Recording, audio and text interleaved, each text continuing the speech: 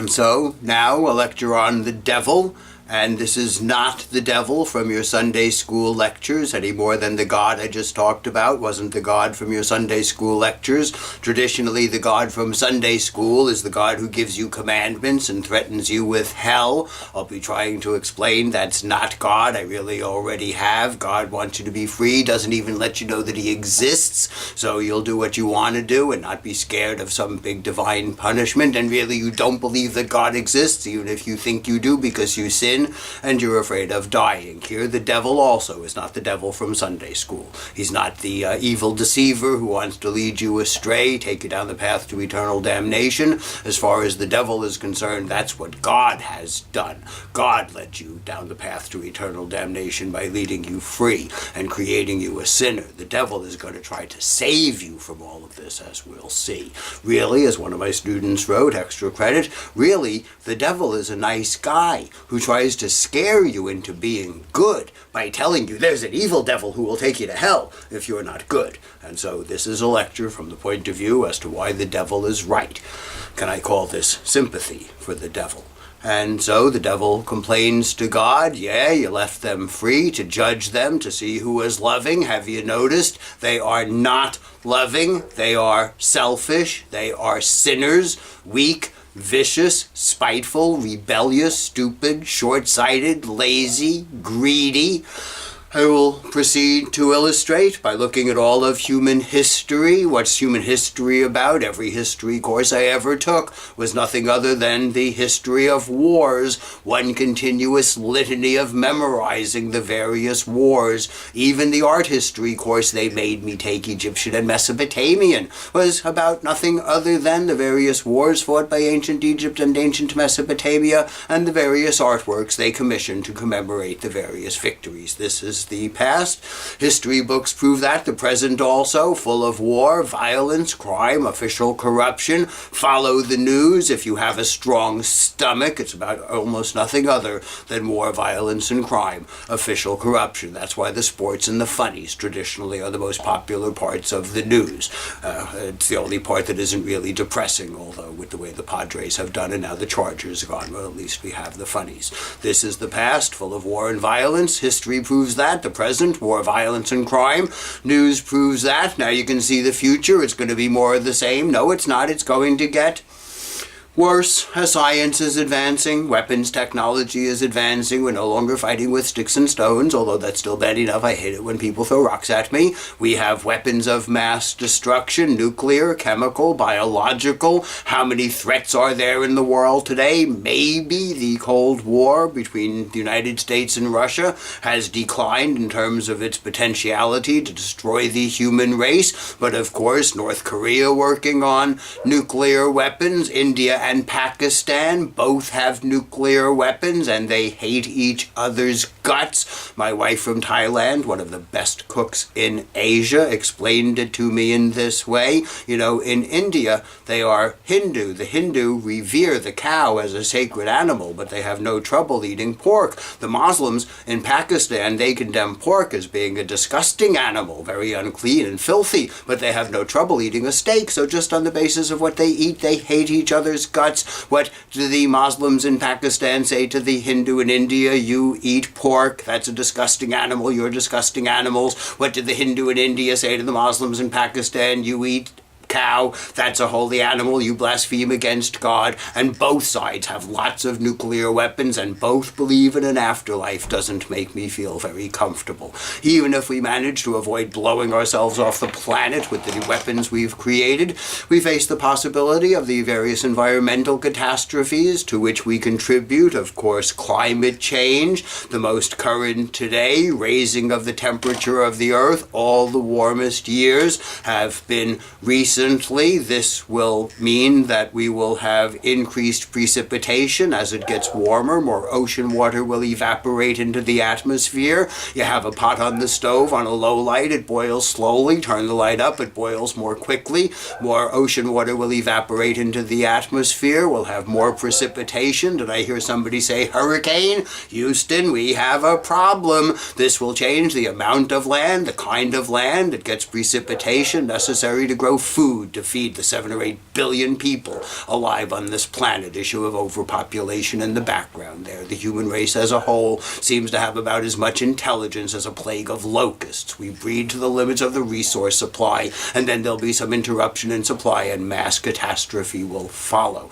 All of this because we release industrial pollution, we don't like the inconvenience of public transportation or carpooling, we're too lazy to walk or ride bicycles. And the devil says to God, you created them this way. It's your fault. Even if we manage to avoid destroying the future of humanity, we destroy the tranquility of living in this, the United States of America, the world's richest society, what many people think is the world's most civilized society, yet the crime and violence around here is so bad. They tell you all the time, don't walk alone in the dark. If you get out of a class late or art lab or chem lab, don't try to walk to your car by yourself. Go with your friends. Carry pepper spray. I really wasn't even thinking I would need it for the lecture, but it's in my pocket all the time. Carry pepper spray. And even though this is San Diego, I was born and raised in New York. This is a pretty peaceful place. It's still difficult to find 2 or 3 or 4 consecutive miles anywhere in the city where you feel safe walking around at night by yourself. This is in San Diego, America's finest city and the world's richest country. What must things be like in less fortunate places? We have, by the way, over 2 million people in jail cells right now. That's roughly the population of all of the San Diego metropolitan area. Take everybody in North County, South County, Central County, from the coast to the mountains, from the border to Camp Pendleton, build a prison, build a cell, hire guards, a major industry. They say we spend more on jails than we spend on education. And the devil says again, you created them this way. Even as we destroy the physical health of our own bodies by what is called vice.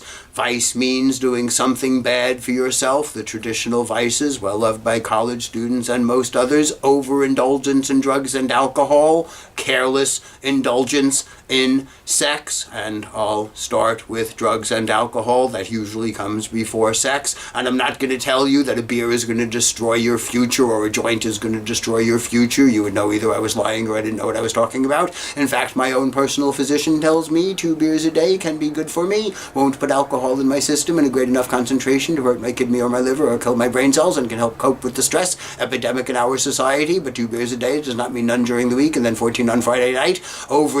Indulgence is okay, overindulgence is not okay. And how many people do we have who are members of Narcotics Anonymous or Alcoholics Anonymous? Tens of millions. You all know somebody, and just in case it's you or one of your loved ones, I don't want you to think I'm saying anything bad about people, say, who are members of these anonymous, Alcoholics Anonymous organizations. In fact, I'm saying something good. In fact, I'm saying 2 good things. They've done 2 very extraordinary things. Number 1, they have recognized that they have a problem. For everybody who recognizes they have a problem, how many people won't recognize that they have a problem and practice what's called denial? Problems. We have problems. I don't have any problems. But not only do they recognize that they have a problem, they do something else that's very extraordinary. They take steps to deal with their problem. For everybody who recognizes that they have a problem, how many people won't recognize it? For everybody who's strong enough to take steps to deal with it, how many are too weak or too short-sighted or too lazy? And of course, not just overindulgence in drugs and alcohol, careless indulgence in sex. And I know I do this quickly. Don't say overindulgence in drugs and sex. Overindulgence in sex isn't bad for you. I try to convince my wife it can be good for you, good aerobic exercise.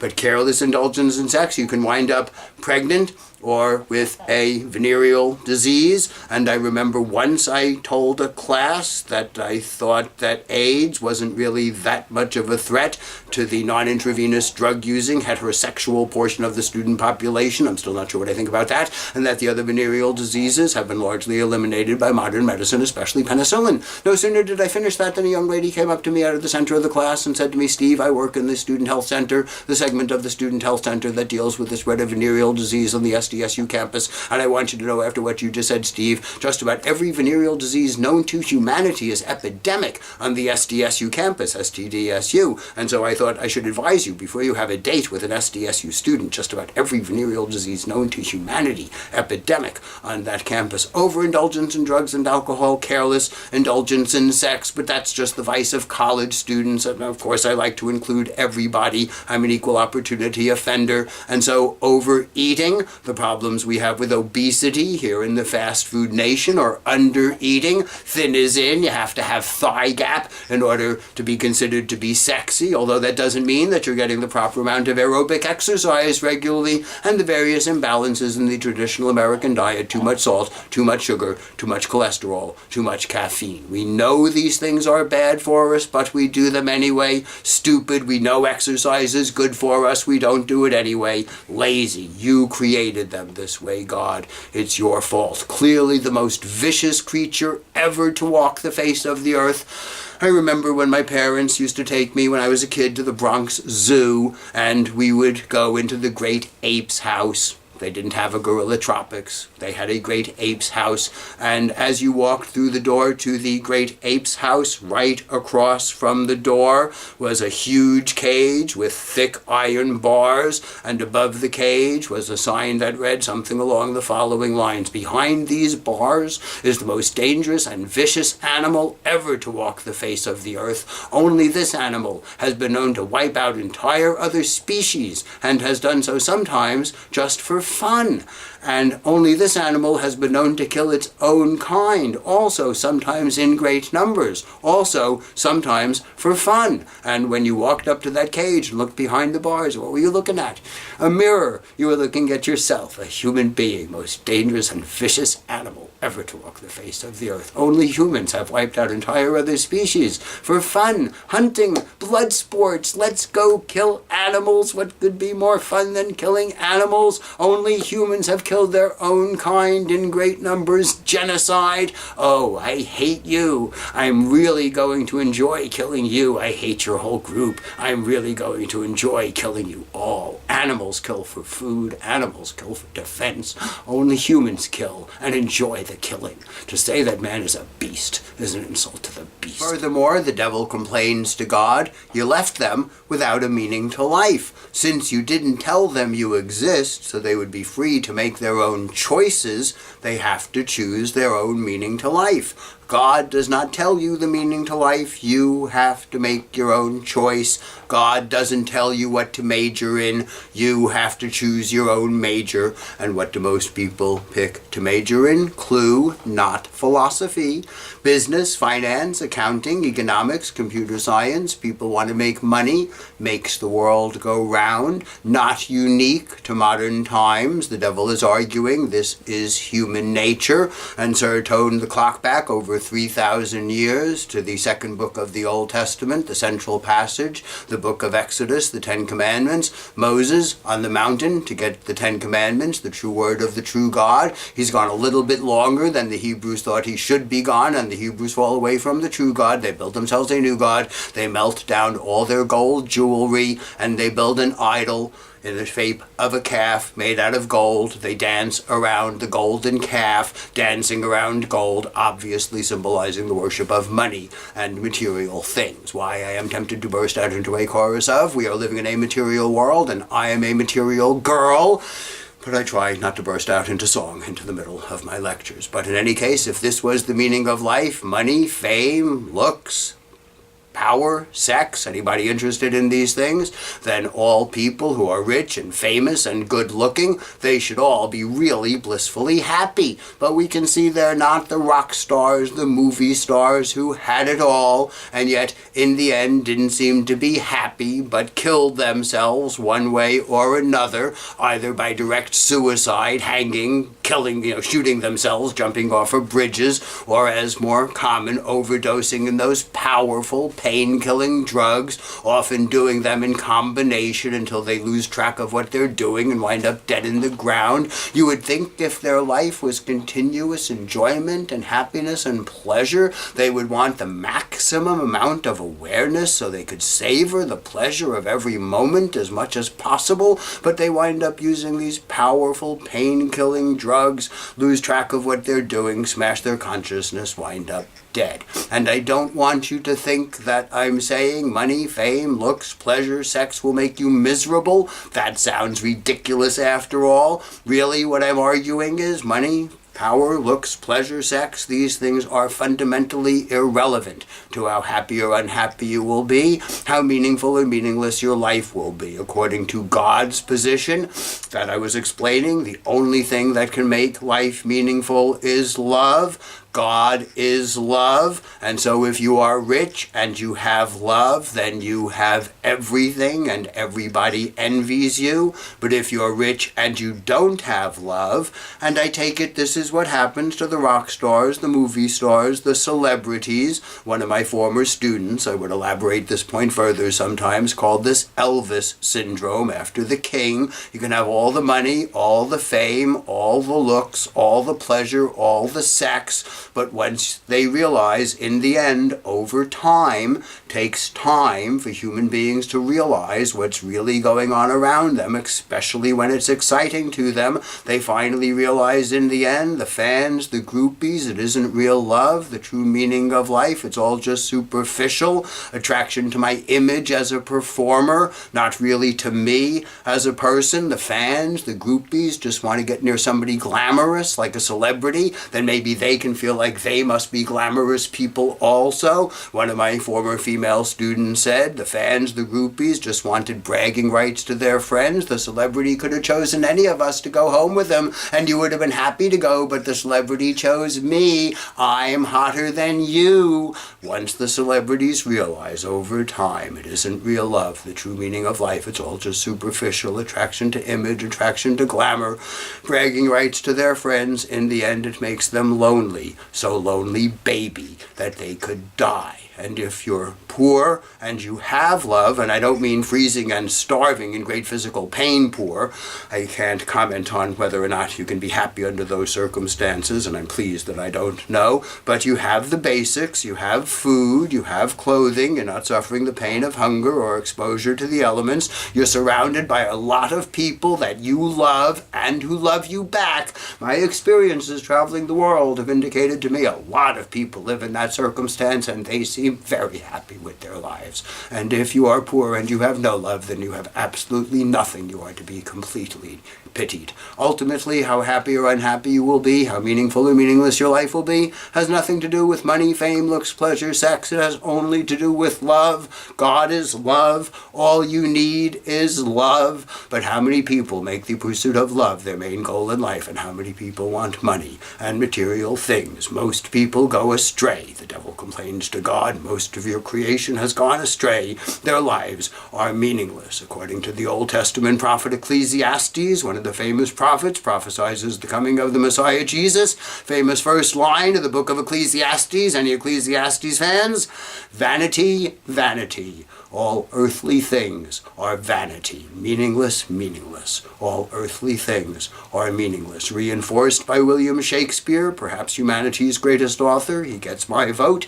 Life is a tale told by an idiot, full of sound and fury, signifying nothing with a capital N. Nothing at all. And I like to play Name That Tune. One of my students gave me the lyrics to this song. Not my favorite musical genre, but they're in the Rock and Roll Hall of Fame and still very popular today. Life, it seems to fade away, drifting further every day, getting lost within myself. Your theme of selfishness. Getting lost within myself, nothing matters, no one else, next thought is suicide. I have lost the will to live, simply nothing more to give, there is nothing more for me, need the end to set me free. Things not what they used to be, missing what's inside of me, deathly lost, this can't be real, cannot stand the hell I feel. Emptiness is filling me to the point of agony. That, by the way, is the famous rock group Metallica. Their famous song, Fade to Black, I believe, by the way, that's one of the times they became famous. They were giving a concert somewhere in the LA area, and right in the middle of that song, I think one of the fans jumped out of the balcony and committed suicide. That got them a lot of notoriety. Fans don't usually go to a concert to commit suicide. Life, it seems to fade away, drifting further every day, getting lost within myself, selfishness, nothing matters, no one else. Next theme, suicide. I have lost the will to live, simply nothing more to give, there is nothing more for me. Need the end to set me free, things not what they used to be, missing what's inside of me, deathly lost, this can't be be real, cannot stand the hell I feel. Emptiness is filling me to the point of agony. One more, name that tune, maybe this will be a little more known. She's So Lucky. Britney Spears, by the way, her famous song Lucky. I've never heard this one either. I've been told I am lucky. She's so lucky. She's a star. But she cries in her lonely heart. And I noticed the first lyric, I think, of the next verse, lost in an image. Cries in her lonely heart. I like the way she says that, lost in an image. That was the word I used for Elvis syndrome. They're not really in love with me. They're in love with my image as a performer. Not really me as a person. Lost in an image. Cries in their lonely heart. The theme of the meaningless of a life of selfishness wrapped around material things, everybody from Ecclesiastes to Shakespeare to Metallica to the great American philosopher Britney Spears. Furthermore, the only thing we know that happens to us at the end of this violence-filled, meaningless existence, since we don't know there's a God, the only thing we know that happens, you die, they lay your body in the dirt, you become a rotting mass of stinking flesh being eaten by maggots and worms. The worms crawl in, the worms crawl out, they eat your guts and spit them out. We used to sing when I was in elementary school before I even knew what it meant, and one of my former students, young soldier, United States Marine, told me that's a lyric to a song called The Hearse Song from the Crimean War. The soldiers would watch their buddies shot a couple of days before, still laying in the field, decomposing. The worms crawl in, the worms crawl out, they pay pinochle on your snout, and if you laugh instead of cry, then you will be the next to die. And before you get to enjoy that great fate yourself, you get the even greater pleasure of watching your loved ones die. Watch their bodies be put into the dirt to be eaten by maggots and worms, knowing on some unconscious level at least that if there is no God, you will never see your loved one again. The agony of eternal separation from your loved one. They lowered my father's body into the dirt of northern New Jersey 27 years ago. I haven't spoken to my father since, of course. And if there is no God, I'll never speak to my father again. And then, after a while, you're going to die also. They're going to put your body into the dirt. And after a while, nobody's even going to remember you. You don't constantly mourn for your great-great-grandparents. You never even think about them because you never met them. So after a while, nobody will remember you either. Why did you even bother going through all of this? It's just life is a bitch, and then you die. It's over. Goodbye. And the famous Catholic philosopher Blaise Pascal, France, 1600s, one of the founding fathers of modern mathematics and modern physics. But later in his life he came to agree with Ecclesiastes that all earthly things were vanity, and he realized this included mathematics and physics. He came to think that the only thing in life really worth thinking about was philosophy, and especially theology. And Pascal tried to argue people into being religious in the following way. And I'm not going to do his wager argument, by the way. That's his famous one. I've really already criticized that. That's not true love. That's the desire to collect a big reward. God doesn't judge you on whether or not you're a good gambler. You know the old tune, this train don't carry no gamblers. What God judges you on is if you are a loving person. That would be a godly person. But the argument I want to use from Pascal here, he tries to argue you into being religious. He says in the following way. Imagine, he challenges you, the following circumstance. You are chained in a circle with everybody you have ever known and loved. Your grandmother and grandfather, chained to your right hand, your mother and father, chained to your left hand, your aunts and uncles, brothers and sisters, nieces, nephews, cousins, neighbors, family, friends, everybody you've ever known and loved, chained together, facing each other. And the circumstance is some unseen force, usually called the Grim Reaper, is going around the circle and one by one killing people in random order. And you know your turn is coming, although you don't know when your turn will be, but you know there's nothing you will ever be able to do to stop any of this. So how do you feel? The first thing you see, a knife comes flying out of the sky, stabs your grandmother in the throat, the blood spurts out, your grandmother collapses on the floor, dies screaming right in front of your eyes in bloody agony. And you could be next, but there's lots of other choices. Your grandfather, your mother, your brother, your childhood friend, your neighbor, maybe all of them at the same time. Knives come out of the sky, stab them in the throat, blood spurts out, they collapse, dying right in front of your eyes in bloody agony. And your turn is coming. You don't know when your turn will be. And generally speaking, of course, it's the older people who die first, although I suspect you all know people your own age who've already died from accident or illness. I remember once I was driving around and I heard them saying on the radio some terrible mass murderer was going to be executed midnight tonight, gas chamber, San Quentin prison. And it occurred to me, you are also under sentence of execution just like that mass murderer, except the mass murderer more or less knows the time and place, midnight tonight, gas chamber, San Quentin prison. They haven't yet told you the time and place. If you're not careful driving home, you have an accident, you're not wearing your seatbelt, your airbag doesn't deploy, you go right through the windshield and get your throat cut, just like in the example. Although nowadays, of course, we usually don't watch our loved ones die so relatively quickly and painlessly as people die when they get their throats cut. Nowadays, we watch our loved ones die in terrible agony from horrible diseases, cancer, cirrhosis of the liver over a long period of time. And your turn is coming. You don't know when it will be. There's nothing you can do to stop this. How do you feel at this moment? Do you feel like partying? Do you feel like having a good time? And yet Pascal observes that's exactly what people do. They practice what he called diversion. Divert your attention. Don't think about death. Think about something else. And the main diversions in his day, France in the 1600s, see how things have not changed, human nature.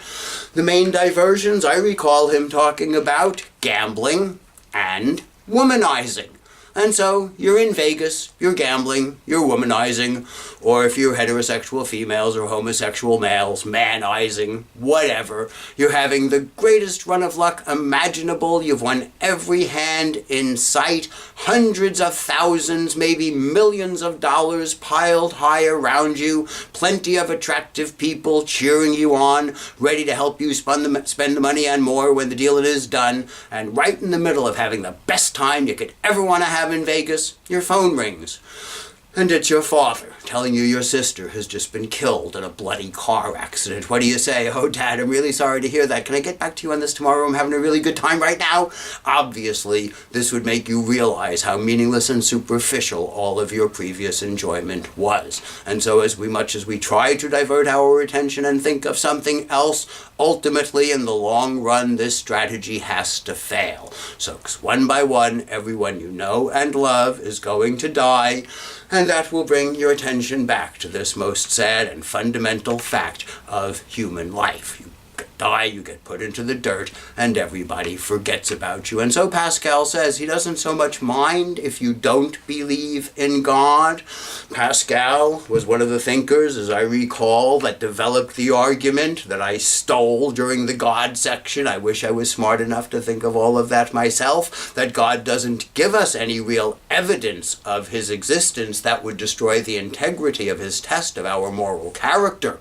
And of course, Pascal had been a scientist, so evidence really meant a lot to him. On the basis of the evidence, it's okay to not believe in God. Really, there isn't very much good evidence, but what Pascal does mind is if you are a happy disbeliever, because if you don't believe in God, there's nothing to be happy about. You live your life in a world full of violence. Most people just want to live in a gated community. Don't go out. It's dangerous there. They don't have a clue. The meaning of life is love. They think they'll find happiness in material things. They'll cry, cry, cry in their lonely hearts. And then you watch your loved ones die. You never see them again. You die.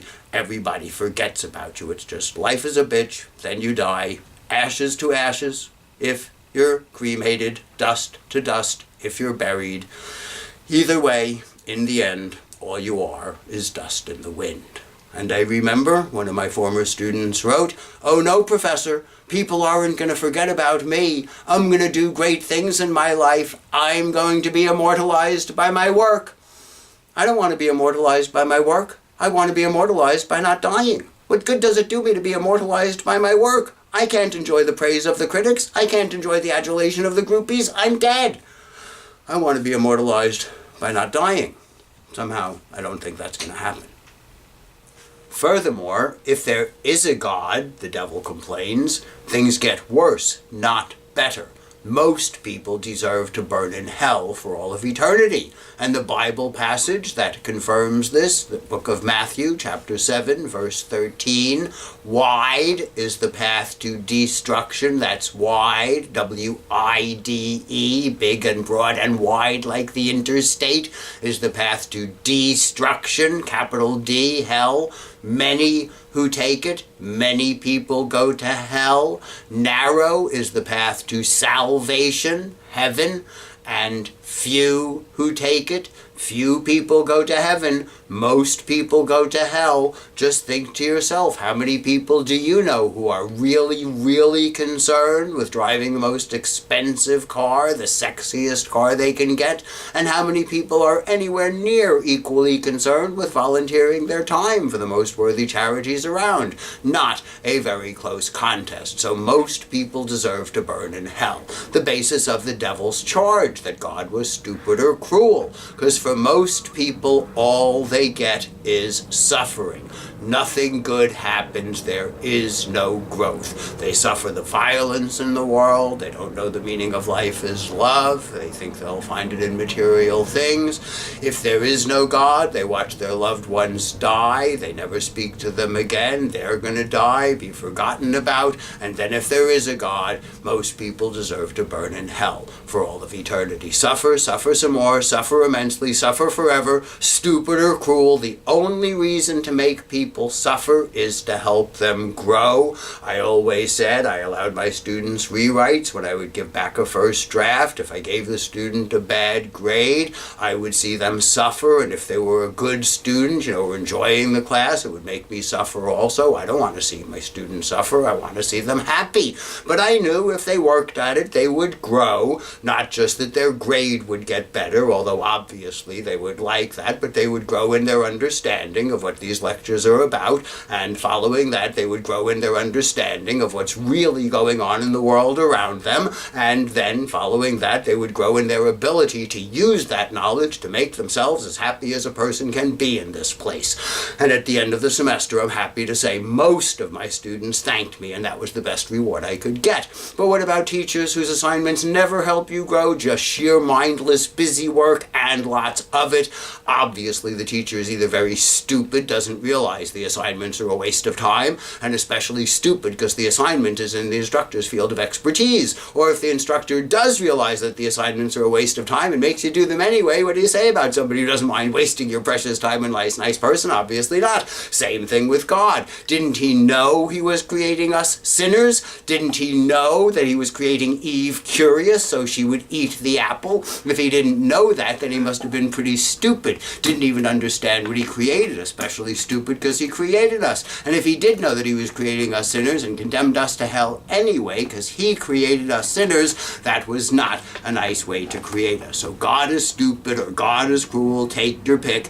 Maybe God can cop an insanity plea and get out that way. But I always like to point out now, if you're going to pray, pray there is no God. Because if there is no God, when you die, the pain is over. Your central nervous system decomposes. There's no more pain. If there is a God, most of you are going to burn in hell forever. If I said to you, there's one of two things I'll do to you. Either I'll do nothing to you or I'll burn you. That's a pretty easy choice, isn't it? So if you're going to pray, pray there is no God. Although I'm not sure who you'd be praying to, of course. If there is no God, when you die, the pain is over. If there is a God, you're going to burn in hell for all of eternity. And I remember one of my students gave me an email she got from one of her friends at the University of Texas in Austin. It's a Saturday Night Live skit that was always on after my bedtime until recently.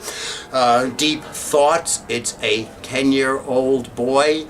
His younger brother asked him what happens after we die. I told him we get buried under a bunch of dirt and worms eat our bodies. I guess I could have told him the truth, that most of us will burn in hell for all of eternity, but I did not want to upset him. God is stupid, God is cruel, maybe he's just crazy. And so God is stupid or cruel, the devil is wise and nice, will take away your freedom, the opposite of what God wanted to do. God, of course, needed us to be free to judge our moral character. Devil points out to God again, that didn't work. And so the devil, wise and nice, will try to take away your freedom, solve all of your problems, and wise and nice, it isn't a bad thing to take away people's freedom. They don't really want it anyway. Oh, they say they want their freedom, but again, don't listen to what people say. Talk is cheap. They can be confused about what they really think and how they really feel. Watch what they do. Actions speak louder than words, and so see how people flock to authoritarian religions. In the beginning, there were the Jews, the Hebrews. They have not only the 10 Commandments, what I like to call the Big 10, which they think are really important and everyone should follow. Religious Jews also have what I like to call the Little 613. There are 613 commandments that a Jew has to follow. A commandment to tell them what to do just about every minute of every day, of every week, of every season of the year. And no matter how many of them you think they are, note they are called the commandments. They are not the suggestions. They are not the guidelines. These are commandments. There is no individual leeway. And then after the Old Testament, the only segment of Christianity in the Western world for the better part of 1,500 years, what we in the West call Roman Catholicism, until the 1500s when we get Martin Luther with the Reformation, Lutheranism, Protestantism. For 1,500 years, Roman Catholicism. What kind of religion is Roman Catholicism? The kind of religion that emphasizes the right of each individual to make their own decisions on questions regarding morality? Of course not. One person makes the decisions. That's the Pope. And on matters of morality, the Pope is said to be infallible because Catholics are supposed to believe that the Pope can contact God. And God, of course, does not make mistakes. And so when a new question of morality arises, the invention of the birth control pill back in the 1950s, better living through chemistry, the Pope had to decide, is it okay for Catholics to use this new contraceptive, the birth control pill? And so the Pope acts in his official capacity as the head of the church. He retreats to a special room deep inside the Vatican where popes only go when they have to contact God. He puts on special ceremonial clothing that popes only wear when they have to contact God. He goes through long prescribed rituals and prayers that popes only say when they have to contact God. And apparently the Pope said to God, this new contraceptive, the birth control pill, how about it, God? Can Catholics use this new contraception? And apparently God said, no way. Actually, it occurred to me what God said was, no effing way can Catholics use this new contraception. And so the Pope tells the bishops, who tell the priests, who tell the Catholics, you cannot use the birth control pill. In fact, Catholics cannot use any of the so-called artificial means of contraception. Artificial meaning invented by human beings. These are the only ones that work at all well for purposes of family planning, birth control pills, IUDs, condoms, diaphragms, and so forth. The only method of contraception Catholics can use, abstinence. For you unmarried Catholics, let me wish you lots of luck with that. But for married Catholics, it's the method that God gives us through nature, called the rhythm method, that relies on the regularity of the wife's monthly cycle. The married couple can figure out when she isn't fertile, and then they can enjoy marital relations. When she is fertile, of course, they have to abstain also. But the problem with the rhythm method is that not all of God's children have got rhythm. And so if you're one of those, go to your priest, tell your priest your periods aren't regular, but your husband is a lusty beast who continues to insist on having sex with you all the time. The priest will understand and that is the nature of man, and as a result you already have 15 children. You don't want any more children. You can't afford to have any more children. If you continue to have sex with your husband, you're going to have more children. And if to not have more children, you stop having sex with your husband, what's your husband going to do? Cheat on you, of course. Also, again, the nature of man. And so tell the priest you've searched your heart and mind and soul and conscience. You think you should be able to use a birth control pill. This will solve all of your problems. You can continue to have sex with your husband, not alienate him from the marriage, and you won't have any more kids. You have 15 already. You think that that's enough. The priest is supposed to say to you, it's very nice that you've thought about this yourself, but I'm sorry to say that's irrelevant. The Pope has already contacted God, and God said no way. And if you continue to insist, especially loudly and publicly, usually to get them really mad at you, you have to do it loudly and publicly. I'm going to use the birth control pill no matter what. Then the next thing the priest is supposed to say to you is, the priest is supposed to say to you, you know what's going to happen to you if you use this contraception, if you defy the church in this way. You are breaking your relationship with the Catholic Church. You will be kicked out of the Catholic Church. You will be excommunicated from the Catholic Church. Where do people who are excommunicated go? They burn in hell for all of eternity. A very subtle way of pointing the cosmic hell gun at her. Go home, go into the kitchen, put the stove on high, put your hand on the stove, feel the pain, burn into the palm of your hand, and then think to yourself, what's going to cause you a real problem?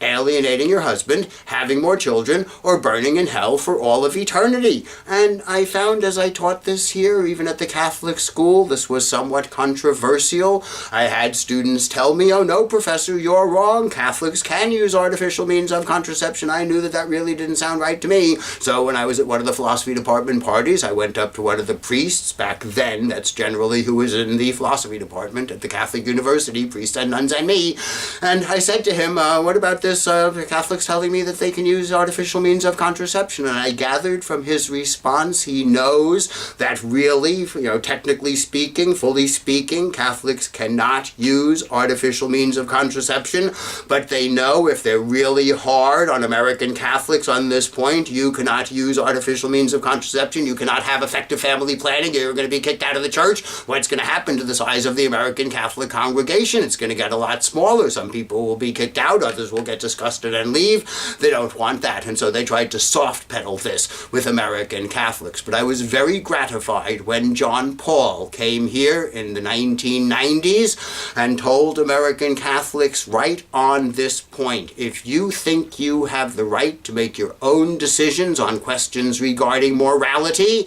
you are making a grave error. And I really like the delicious ambiguity in his use of the word grave, really showed his mastery of the subtleties of the English language. His native language was Polish. On the one hand, you're making a grave error, a serious error. On the other hand, why did he use the word grave? What did he want you to think about? You're dead, you're in the grave, burn in hell for all of eternity. And I noted when the Pope came here, the name of his airplane, and I'm not sure if this isn't just the unofficial name, but it is named Shepherd 1. Just like our president flies around on Air Force One, the Pope flies around on Shepherd 1. I thought to myself, oh, this is the shepherd. He is coming here to visit his sheep. What kind of animal is a sheep? Freedom-loving, cherishes its individuality, follows the leader blindly. And I want to go back and take a moment and explain exactly why it is that for the Catholic Church they think that contraception is so bad. It isn't just that they don't want you to have fun. As far as they're concerned, it's a very serious thing. It's like murder, really. It's like abortion. You have a potential life. You have a sperm speeding towards an egg, an act of reproduction is about to occur, and you come and slam a big rubber dam down in front of it. You prevented a life, you stopped a life, you took a life. To that extent, it's murder, and this explains not only why contraception is wrong, but also why masturbation is wrong. When a man masturbates, the sperm comes out into the air kills the sperm. But how do I know, even if I'm single, that a couple of minutes from now I may meet the love of my life? Say 4 minutes from now, I fall in love. 5 minutes from now, I propose marriage. 6 minutes from now, she accepts the proposal. We immediately call the Uber ride over to the airport, flight to Las Vegas, instant marriage, honeymoon suite, and the sperm that I masturbated out into the air this morning and killed, that might have been the sperm that went into my wife and made my baby. I just killed my baby. Masturbation is murder. Remember, every sperm is sacred. Every sperm is great. Every sperm is potential life. You must not masturbate.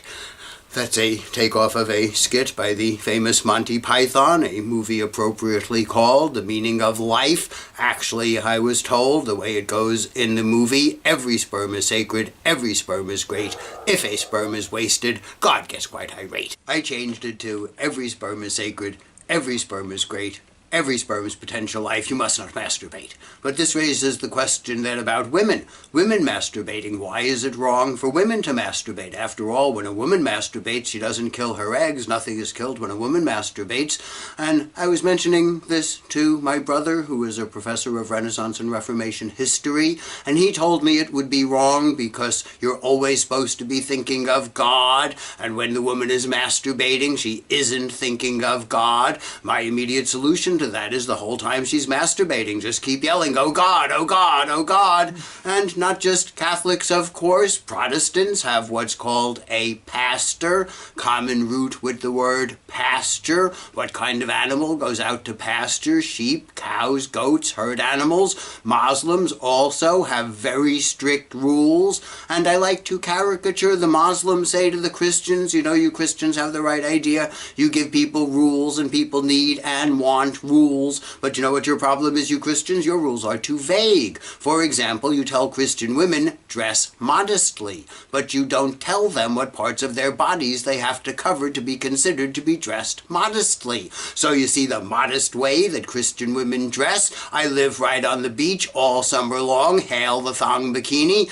couple of pieces of cloth a little bit bigger than a silver dollar, connected by a thread as thick as dental floss. They think that they're dressed modestly. That's how you know the difference between a religious Christian woman walking around and a religious Muslim woman walking around. The Muslim woman knows exactly what parts of her body she has to cover to be considered to be dressed modestly. Modesty means to avoid arousing the sexual desires of a man. What parts of a woman's body have to be covered to avoid sexually arousing a man? The entire thing, from the top of her head to the tips of her fingers to the ends of her toes. If her toes are showing, of course, men will develop a toe fetish. Traditionally, they leave just a little slit by the eyes with respect to the fact that she does need to see where she's going. And I always used to tease, needless to say, Muslim men must find the sight of their women's eyes to be very arousing. And I think the Taliban must have heard me say that, because one of the first things they did when they took over Afghanistan was order all women to cover one eye. You can still sort of see where you're going, and I guess they figured a woman showing one eye wouldn't be as sexy as a woman showing both eyes. And sometimes, especially walking around the San Diego State campus, they have very religious Muslim women all dressed up from head to toe, just a little slit by the eyes. The mischievous part of me, I have a mischievous part, wants to go up to one of them and say to them something like, "What are you doing showing both of your eyes to the men on this campus? Don't you know what that does to the guys around here? Will you please cover one of those things?" But I haven't had the nerve to actually do it. But the Taliban said that to women, and they weren't kidding. Mormons also have very strict rules. They have what's called the Council of Elders. They can't smoke cigarettes. They're not supposed to have caffeine. Buddhists have the monk. Hindu have the Swami. And people want to join these religions. They don't have to be forced to join these religions. They want to give up their freedom. They don't have to be forced to give up their freedom. I once had a student put up his hand. He thought he was disagreeing with me. I told him, "This is a very nice point, but you're not disagreeing with me, you're agreeing with me." He said, "Oh, professor, but people freely join these religions. They don't have to be forced to join these religions. They do this freely." Exactly. They freely give up their freedom. They don't have to be forced to give up their freedom. Please, Rabbi, please please priest, please pastor, please minister, please monk, please swami, tell me right from wrong, I can't figure this out for myself, and while you're at it with somebody, please tell me how to dress, I don't have a clue. I need a fashion magazine. My favorite one, just by name alone, is Vogue magazine, because of what the word Vogue means. If something is in vogue, people are doing it. If it's really, really in vogue, lots of other people are doing it. Read a magazine more or less literally titled what lots of other people are doing and express your individuality by doing the same as them. And if you walk up to somebody reading such a magazine and you say to them, tell me, do you conceive of yourself as being the type of person who cherishes their individuality? What will they say? Of course they do. Obviously the concept of real individuality is so subtle it has escaped their notice. They want authority, they want conformity. Really all they want is money. Makes the world go round. That's what wars are fought over, not fought over freedom. How many people did I have say, oh, but what about all the wars fought over freedom, Professor? Not fought over freedom, money, land, resources, even the American Revolution, our war for independence, Patrick Henry's great and stirring phrase, give me liberty or give me death. Oh, that stirs my heart. And I was so happy when I moved to San Diego to see they had a high school named in his honor. But really, as I recall being taught, the true slogan of the American Revolution was no taxation without representation. The license plate of Washington, D.C., by the way, is taxation without representation. They don't get any representatives in Congress, another story. No taxation without representation. It wasn't about some abstract spiritual quality like freedom. It was about money. It was about taxes. The Civil War maybe was about slavery. I would like to believe. Certainly that was a big deal to the South. They wanted to keep their slaves. But how do we explain Abraham Lincoln's famous quotation? I think it was 1862. The war was already going on for a year. If I could save the Union by freeing all of the slaves, I would do it. If I could save the Union by freeing none of the slaves, I could do it. If I could save the Union by freeing some of the slaves and leaving other slaves alone, I would do it. What was Lincoln's aim here? Freeing the slaves or saving the Union? And I've always wondered why they didn't sign the Emancipation Proclamation until 1863. The war was already going on for 2 years. Usually you don't wait until the middle of a war to explain the purpose. You do that at the beginning of the war. What if the North had won before the Emancipation Proclamation was signed? Oops, the war is over. We forgot to say that it was about to free the slaves, and World War I, World War II, I'll show later, were fought over colonies. Which European country was going to be the dominant colonial power, take over the colonies, exploit the colonies, get lots of money. The war in the Middle East, Operation Kuwaiti Freedom, wasn't about the freedom of the Kuwaiti people. The Kuwaiti people still aren't free. They have a king. The wars in the Middle East are, of course, about a substance called oil.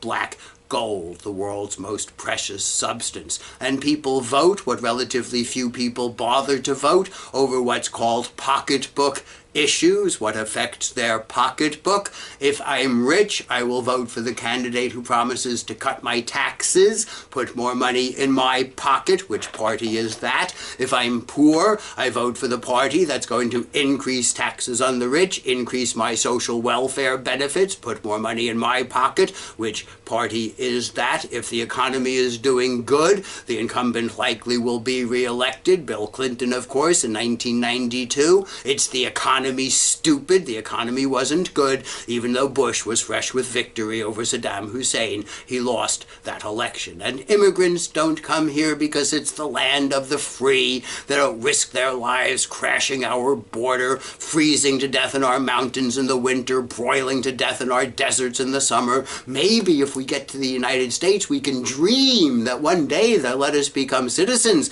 and we can have the choice of voting for Trump or Clinton. I don't think anybody would risk their life for the choices we get. Most people I know, we wouldn't even walk a couple of blocks to the polling station given the choices that we get. Of course, immigrants come here not because it's the land of the free, it's the land of opportunity. The streets are paved with gold. They think when they get here, they'll be dancing in the golden streets. And when you go for your job interviews, you don't ask, how much freedom am I going to have at this job? How much money am I going to make at this job? They want authority. They want conformity. And so the devil says to God, I'm going to take away their freedom. They don't really want it anyway. I'm going to try to force them to be good, the opposite of what God wanted. That's why this is the devil. God wanted us to be good freely, purely, just out of agape, the love in the human heart. That didn't work, the devil points out. And so I'm going to try to force them to be good, convince them in those crucial early formative years of childhood when they believe everything and often stays with them for life. What religion are you as an adult if you still have one? It's the religion you absorbed in your childhood, stays with you for life. Convince them there is a God. He is watching you. You're not free. God sees everything you do. You're not going to get away with anything. Don't even think about it. Remember, He knows when you are sleeping. He knows when you're awake. He knows when you've been bad or good, so be good or burn in hell forever. The way that Christmas carol really should be sung. When they sing be good for goodness sake, that's a pun on agape, the God from the God section, the God I wanted for myself, if you could tell. Just be good for goodness sake, not for the sake of avoiding a big punishment, that's fear, not love, not for the sake of collecting a big reward, that's eros, not agape. God wanted you to be good just for goodness sake. But this isn't agape, this is a threat. It's fear. You're being watched. You're going to be punished. But it's for your good, hence the pun. For goodness sake, wise and nice, thou shalt not kill, takes care of war and murder. Thou shalt not steal, takes care of most of the rest of crime. Thou shalt not commit adultery, takes care of venereal disease and unwanted pregnancy among single people. Thou shalt not drink alcohol, for the Mormons. So much for alcoholics, so much for cirrhosis of the liver. Mormons can smoke cigarettes, so much for lung cancer, emphysema, COPD, and for many years I wondered why we didn't have a major world's religion to command people to not get fat, and finally a student yelled out, "No gluttony, Professor." Gosh, did I feel stupid, and I've seen Brad Pitt's movie, The Seven. I remember what happens to the glutton, no gluttony. And maybe that also means make sure you get the proper amount of aerobic exercise regularly, have a balanced and nutritious diet, and stay properly hydrated. Thou shalt stay properly hydrated. All for your good, wise and nice. Make your world more peaceful. Thou shalt not kill. The streets of your city safer. Thou shalt not steal. Make your body healthier. No adultery, no alcohol, no smoking, no gluttony. All for your good, wise, and nice. And I remember I once had a student come up and tell me that his mother taught him that premarital sex was the worst sin. I almost laughed in his face. After all, how could premarital sex be worse than killing? How could premarital sex be worse than stealing? But then I realized, and his mother must have known this also, he was a very nice boy. He was never going to kill anybody. He was never going to steal from anybody. But you know how even nice boys are when they get around girls they think are hot? And it's not like she didn't want him to enjoy his life. I'm not sure how she felt about him having premarital sex, but suffice it to say, I wanted him to enjoy his life. He was such a nice boy. I thought to myself, of all the boys, you deserve to enjoy every pleasure in life to the maximum extent possible. But sorry, guy, this is one, premarital sex. If it doesn't work out right, you get an unwanted pregnancy, some horrible venereal disease. Just wanted to scare him straight, keep problems out of his life. To whatever extent that works, she wants credit. She kept problems out of his life. To whatever extent it doesn't work and people sin, God's fault, of course, for creating us as original sinners. And of course, I've tried to argue that really we are in doubt. But what position is the sinner in now? You believe that if you sin, you'll burn in hell forever. So one day you commit a little sin, you go a little too far, you touch somebody you think is hot. If you really thought that's going to mean now I'm going to burn in hell forever, and if there was nothing you could do about it, then what should be your next move, especially if you enjoyed touching them? You may as well touch them in more intimate places. Do other intimate things with other people, many other people. After all, there would be nothing more God could do to you. You can't be burned in hell forever twice. There is only one forever. Be very careful how you assign an ultimate punishment. When somebody does something to get the ultimate punishment, no more motive to be good. Defeats the whole purpose. Try to make people be good. Why, they say you should never give the death penalty to rapists. Although rape is a terrible crime, and who would care if a rapist was executed? But if the rapist knows as soon as the rape is committed, the judge is going to sentence him to death, what's he going to do to the victim? An even bigger crime, murder the victim. Why not? Big upside, no downside.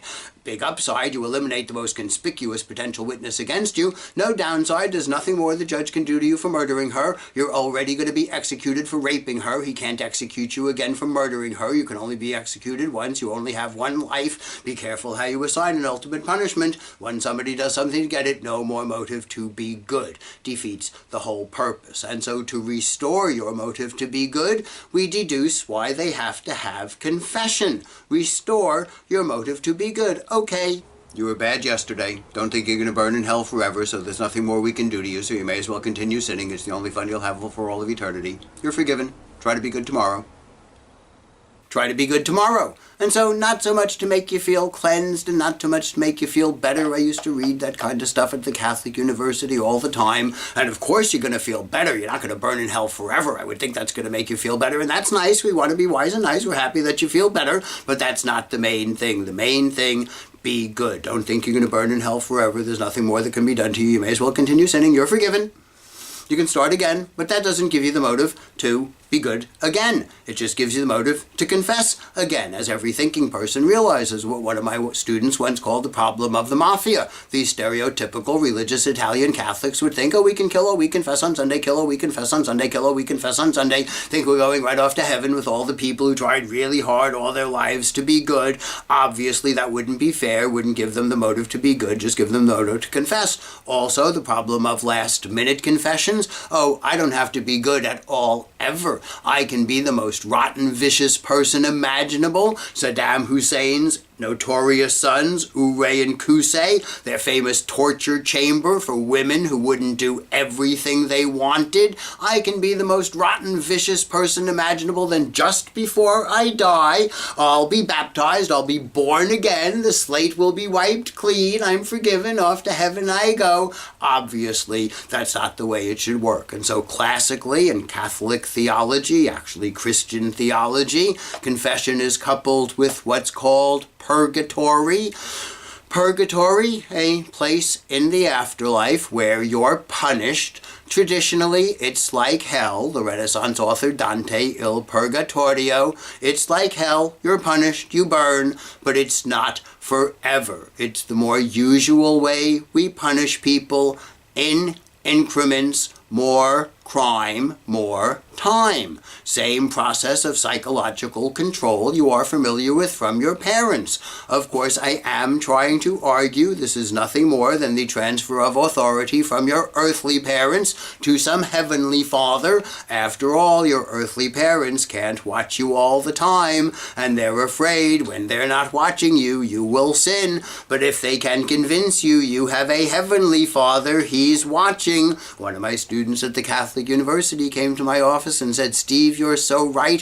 Whenever my parents would drop me off at a party in high school, they would always say, now, just because we're not going to this party, don't forget, God is watching you. You will be punished accordingly. And so just like with your parents, they give you a commandment, thou shalt come home by 12 o'clock. Sinner that you are, you came home late. You said you were sorry. Maybe you were. Your parents forgave you, of course, but they still punished you. Otherwise, what would be the point of having a curfew? You just come home late and say you're sorry. And they punish you more and more the later you came home. So for me, I know if I was only 5 minutes late, that wasn't a big deal. The punishment would be very light. Maybe my mother would blow it off completely. But if I was a half an hour late, now she was worried. Now she was angry. To teach me not to do that again, she would ground me for a a week. If I was an hour late, she was more worried, she was more angry, ground me for a month so I wouldn't do it again. 2 hours late, ground me for 2 months. I knew if I didn't come out until dawn, she would never let me out of the house again. I would be grounded for life. Gives you the motive to come home on time as best you can. And I like the as best you can phraseology because you still will come home late, you sinner.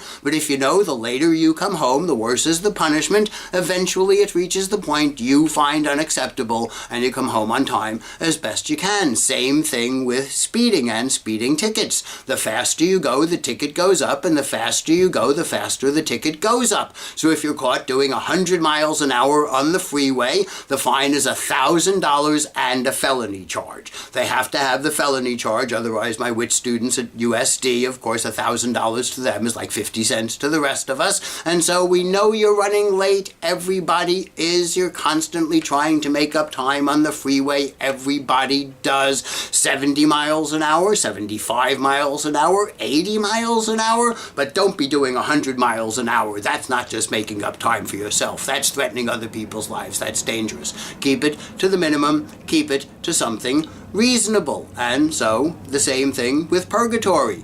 Small sins get small punishments, big sins get big punishments. If all you ever did was had premarital sex with somebody that you loved and you thought loved you back, and you made sure you used a condom so there was no unwanted pregnancy or spread of venereal disease, okay, condoms leak. So very diligently and responsible, you put 4 or 5 condoms on top of each other so there won't be any leak, there won't be any unwanted pregnancy, any unwanted venereal disease, probably not even any unwanted pleasure, then probably you didn't do anything really bad. The punishment will be light. Maybe God will blow it off completely. But if you start to steal, that's nasty. We got to deter that. Years burning in purgatory. Steal from needy people dozens of years. Kill people millions of years. Innocent people billions of years. Lots of them trillions of years. Keep it to the minimum. Keep it to something reasonable. And I remember when I was in high school, I had a couple of friends, young women, very religious Catholic family.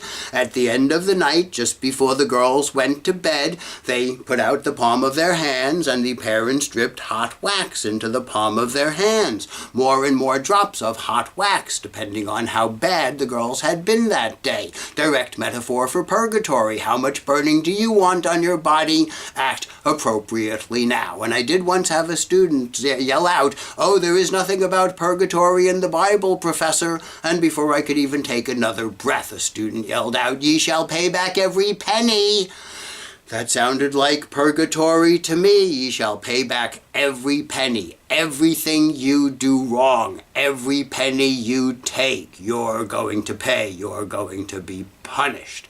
And same thing with the Buddhist and Hindu. After all, Buddhist parents, Hindu parents in Asia, they also worry when they're not watching their kids will sin. And so Buddhist and Hindu parents also tell their children, you're being watched by a cosmic father. Common thread, you're being watched by a cosmic father. Father has different names, God, Jesus, Allah, Buddha, Shiva. Doesn't matter the name of the father who's chaperoning your party. Common thread, you'll be punished incrementally. Different parents punish different ways. For purgatory, traditionally, you're burned more and more. Depending on how bad you are, for the Buddhist and Hindu, you're reincarnated lower and lower, depending on how bad you are. And so to clear up a misconception here, karma is not in this life. A lot of people think it's in this life. If you help an old lady across the street today, you'll win the lottery tomorrow.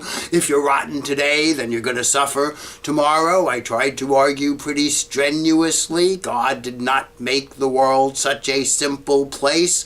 Often nice guys finish last, often the wicked prosper, so it doesn't seem like karma takes place in this life, so make it in the next life, so we can't really be sure. And so initially, my wife from Thailand, my Buddhist wife from Thailand, tells me a bad man comes back as a dog. Then she sees the way dogs live here. She thinks dogs have a better life than we do. I wake up in the morning, I give my dogs breakfast, I have breakfast, I take them out for a walk. I clean up their poop. We come back. I have to leave, go out, fight traffic, stress all day. My dog jumps back into my bed and goes to sleep with his head on my pillow. Yes, he does. Who has a better life? So my wife changed that to dog in Asia, where she's from, where animals don't have any rights. And if it's a tasty breed, they can wind up as dinner. And then if you're worse, you come back lower, you come back as a cat. I'm not sure why she thinks cats are lower than dogs. Apologies to you cat lovers, although I did see my Chow Chow chasing a cat around the other day. The cat did seem to know who was in charge there. Lower than that is a fish, because fish got no brains. So if you act stupid all of your life, you come back as a fish with no brains. And at the bottom of the scale initially, she tells me, is a fly, because of what flies eat: garbage and shit. And so if you are a nasty person all your life long and you treat everybody like shit, guess what? In your next life, you will come back as a fly, and you will spend your whole life eating shit, and people will try to kill you as soon as you come into the room. That's what I do with flies. I try to kill them as soon as they come into my house, before they leave something nasty behind on some of the food I'm planning on eating. What I often think we should do with really nasty people, just kill them on sight before they even get a chance to do something nasty to some innocent person. And then my wife starts to tell me that lower than a fly is a worm, and I started getting really confused. Flies eat shit, worms eat dirt. That's not a great choice, but I think I'd rather eat dirt than shit. But then I realized this was just a limitation on her English. By worm, she meant maggot, the kind of worm that eats decaying corpses. Maybe that's worse than eating shit. But I will notice when the United States Marines want to get a soldier off his ass, they don't say get moving fly, they say get moving maggot. And I once had a student at USD. She was their graduating valedictorian, 4.0 average, came up to me after class, told me she was half Japanese, half Hawaiian Buddhist. And in Japanese Buddhism, she told me, if you're a bad man, you're not a really bad man, you don't deserve to come back as an animal, but you don't deserve to come back as a man. You know what she said you come back as? A woman. Who do you think made up this religion? A man or a woman? She had a 4.0, obviously an inferior creature, man, woman, dog, cat, fish, fly, maggot. For the Buddhist and Hindu, you can go up the scale also. It's not just bliss in heaven for all of eternity. There's A+, A++, A+++. If you're great, you can get back to something better. Rock star, movie star, for you more spiritually oriented, the Dalai Lama. Pretty obvious to me at the very top of the scale. Philosophy professor at a great university in a beautiful city. I live right on the beach. I must be the envy of just about everybody. What do you want? You want to come back as a fly and eat shit, or do you want to come back as something great? Act accordingly, be good. And one of my Muslims from Iran came up and told me it's the same thing. Not surprisingly, same thing in Islam. They call it barzakh, waiting outside the gates of paradise longer and longer, depending on how bad you've been. And of course, paradise is a raging party. There's some raging party going on, and your parents tell you you were bad. You have to wait and a long time before you get to go to that party. Obviously, of course, that would be a punishment. And I think that this is roughly the same as what I understand now to be the modern Catholic conception of purgatory. They've kind of given up all of that burning imagery. Obviously, that's very cruel.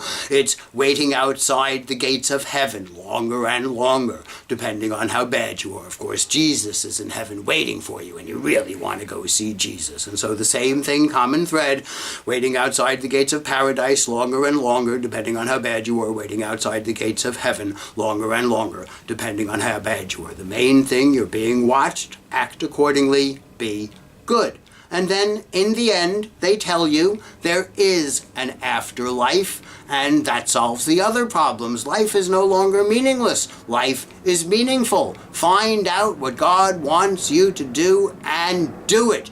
And remember, what kind of plan is there for your life? There's an awesome plan for your life. It's not just random chaos and death and destruction. There's an awesome plan. Just wait until you die. God will explain it to you. You're gonna love it. It's beautiful. It's awesome. And death is no longer so horrible. Extinction, putrefaction, oblivion. Now death is great, there's a better place, there's eternal life. Explains why the older people generally are more religious than the younger people. Issue in religious institutions all over the world, mostly full of older people. How do we get the younger people interested? When I was in synagogue, all of the old people, they're praying as fervently as possible. The young people are trying to socialize. They're telling us, shh, pray to God, pray to God. They, of course, are closer to death. To young people, death can seem like it's a long ways away, although, of course, not really. But as you start to get older, and I can confirm this from personal experience, more of your friends and loved ones start to die. You see the maggots and worms sharpening their knives and forks, getting ready to eat into your body. After all, contrast the words of consolation you can give at an atheistic funeral with the words of consolation you can give at a religious funeral. What can you say to comfort the bereaved at an atheistic funeral? Your loved one is dead. They're in the ground. They're being eaten by maggots and worms. You're never going to see your loved one again. You're going to die. We're going to put you in the dirt. You're going to be eaten by maggots and worms. And after a while, everyone's going to forget about you completely. Obviously very depressing. What can you say to comfort the bereaved at a religious funeral? What you will hear at just about every funeral you ever go to for any religion in any part of the world. It's almost always basically the same thing. Your loved one isn't really dead and gone, a rotted carcass laying in the dirt that you'll never see again. No, no, no. That's just their physical body, their real self, their soul. They're in heaven looking down on you right now. So don't cry so much. They don't want to see that their death has destroyed your life. You're going to make them very upset if they see that their death has destroyed your life. They don't want your life to be destroyed. They want you to enjoy your life. And so you want to make them happy. You have to get over this as best you can. We know it's not easy. Go out, enjoy your life to the maximum. Go forth and multiply. And this explains the rapid spread of Christianity against the background of Roman paganism and Old Testament Judaism, neither of which had much of a conception of an afterlife. The Roman pagans really had none. The doctrine of the afterlife is left very vague in the Old Testament. Then along comes Christianity saying, oh, in our religion there's bliss in heaven with all of your loved ones and God for all of eternity. And people like the sound of that, so that religion becomes very popular and spreads very rapidly. And then along come the Muslims saying to the Christians again, you know, you Christians have the right idea. You give people the concept of an afterlife, and people need and want the concept of an afterlife, but just like your rules are too vague, your concept of the afterlife is too vague. You tell people when they die they will go to heaven and get bliss, but you don't tell them what they're going to get when they get bliss. In the Muslim religion, they tell you exactly what you're going to get, especially when you die in the jihad, in the holy war against the infidel. Very famous nowadays. You go to paradise, you get 72 virgins to be your brides, and I conclude these must be beautiful virgins. Who would want 72 ugly wives? And then I start to think to myself, because I've been married more than once, and it can be very difficult to maintain a marriage in this very fast-paced, hectic, complicated world that we live in. I try to imagine what it would be like coordinating your life with 72 different spouses. That seems like it would be impossibly complicated. But then I remembered these would be obedient women, not like the Western women I'm used to dealing with who think they should also have a say in things. 72 beautiful, obedient virgins to be your brides. And so that religion becomes very popular and spreads very rapidly, especially among sexually repressed men. And what do women get in the Muslim afterlife? They do not get 72 handsome studs to serve them. They get to serve their man, but if they have been a good wife, Allah will bring them back in paradise at their most beautiful, so they can serve their man to the maximum extent of his pleasure. What greater goal could a woman have for all of eternity than to spend her time being of pleasure to a man? Who do you think made up this religion? A man or a woman? And the same thing with the Buddhist and Hindu. My wife from Thailand, my Buddhist wife, A number of years ago, her mother dies back in Thailand, flew back for the funeral, a week of Buddhist funeral rituals, returns to the United States with a big funeral picture of her mother that Buddhists believe is not just a picture of the mother, but contains the spirit of the dead mother. Flew her back on Korean Airlines, easily the cheapest fares, Korea, a largely Buddhist country. The stewardess sees my wife getting on the plane, big picture, older woman, wife is crying, 2 + 2, she's coming back from her mother's funeral, bumped my wife into first class, gave the picture a first class seat, fed the picture a first class meal. When they got to Los Angeles airport, they kept all the passengers, including the first class passengers, on the plane for a moment, got my wife a card to take her to an immigration customs official who wasn't busy. She was through immigration customs in LAX in my arms in less than half an hour, often takes 4 or 5 or 6 hours, and now that picture hangs in the Buddhist shrine high on my living room wall, and it's my job. My wife likes it if when I come home I stop at the supermarket, buy the fruit, I come home, place it in the shrine, I place the apple, I place the orange, I place the banana, I light the incense, bang on the table, say, "Mom, come eat." Then I pretend to pray. And sometimes people say to me, "Steve, how nice it is that you respect your wife's religion." No, no, no. I don't want to be accused of respecting anyone's religion. What I respect is my wife's sanity. Because occasionally, just occasionally, she'll say to me, "Steve, my philosophy professor husband, who's supposed to know something about God and religion, Steve, do you really believe that picture contains the spirit of my dead mother? Do I seize my moment of opportunity? Of course I don't believe that, honey. That's just a bunch of Buddhist bullshit. What I believe, what the evidence says, is your mother is in the dirt. She's been eaten by worms long ago. You're never going to see your mother again." I would be afraid if I said something like that, it might have a very negative impact on the timely arrival of my dinner.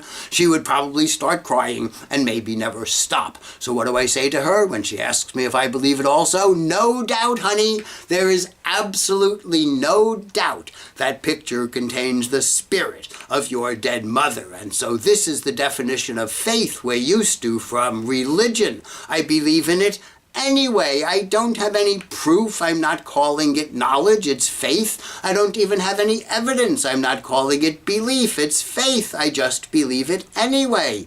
In fact, when we're calm and we use reason and examine the evidence, we realize there's no evidence for an afterlife. If I really believed my father was waiting for me, I haven't seen him in 27 years and I really miss him. I have a heavenly father who's waiting for me, who I've never seen, and I hear he's really amazing. If I really thought there were 72 beautiful, obedient virgins waiting for me, I would want to die and get there as soon as I could. I was never at a party that excellent, even during the 60s. But I don't really believe that they're waiting for me. All I really believe, all the evidence suggests, when I die, they put me in the dirt and I'm done. It's over. There's no more fun. And I don't want that to happen. I want to have fun. If I had my way, I would never die. I would live forever, have fun forever. Not to get old and decrepit. That doesn't sound like any fun. To be young forever, the fountain of youth, forever young, forever 21. I don't want to get old, die, be put into the dirt, have the fun stop. I want to live forever. I want to have fun forever. I want to live forever. I want to have fun forever. I'm trying as hard as I can. I diet, I exercise, I look in the rearview mirror when I change lanes. I don't want to die, be put in the dirt, have the fun end. I want to live forever. I want to have fun forever. That's the way we feel when we're calm and we use reason, but then you start to realize you're gonna die. They're gonna put you in the dirt. Everybody's gonna forget about you. You're so desperate at the thought that that's going to happen to you. That desperation wipes out your reason and you believe anyway.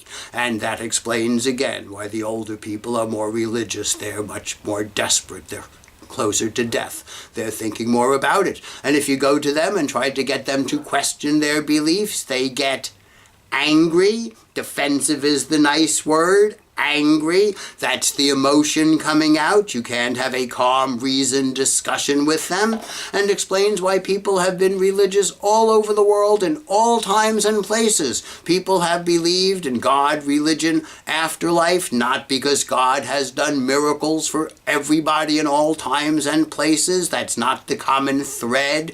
Generally speaking, of course, Christians believe, religions believe, Christians believe only our miracles really happened. The rest of them are bullshit. It's not that God has done miracles for everybody. That's not the common thread. The common thread is death. All over the world, in all times and places, people watch their loved ones die. You watch your grandparents die. You watch your parents die. You watch your brothers and sisters die. Live long enough, you watch all of your friends die. You're gonna die. They're gonna put you in the dirt. That's it. And so all over the world, in all times and places, people have had to convince themselves, no, no, no, that's not all there is. There is a better place. I'm gonna live again. Call it heaven, call it paradise, call it reincarnation, the happy hunting ground for the Indians, the pyramids for the pharaohs. I will live again. And one of my students came to me and said to me, Professor, you just explained something that's always puzzled me. How can scientists be religious? How can lawyers be religious? Scientists spend their whole lives making decisions on the basis of evidence. Lawyers spend their whole lives making decisions on the basis of evidence. How can they believe in this God, religion, afterlife stuff? There is no evidence. You just explained it. It's not a matter of reason. Scientists, lawyers, their mommies die. They need comfort too. And not just fear of death, not just old people, young people also can need a meaning to life. All of the alcoholics and drug addicts who need a higher power. And I found this on the bulletin board at San Diego State.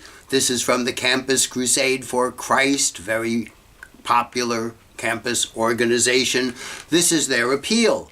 Ever felt like you have been caught in a never-ending, hopeless cycle of schoolwork and constant demands from life? You feel stressed, burdened, and anxiety-ridden, beautifully written. Ever felt like you've been caught in a never-ending, hopeless cycle of schoolwork and constant demands from life? You feel stressed, burdened, and anxiety-ridden. Someone can change that. He has an awesome plan for your life. Note the appeal. Stressed, burdened, anxiety-ridden, awesome plan. Not, hey, the miracles in the Bible really happened. Here's the historical documentation. Go and study, then convert. Stressed, burdened, anxiety-ridden, hopeless cycle, schoolwork, constant demands, awesome plan. And this one I got from the New Life Christian Chapel right up the street here. They sent this around. We are new in Ocean Beach. Come worship with us. Come expecting a miracle for your life. How's that for a come on advertising majors? Come expecting a miracle for your life. I invite you and your family to come worship with us. We are prayerfully concerned about you and your problems. We are prayerfully concerned about you and your problems. That phrase struck me. You and your problems.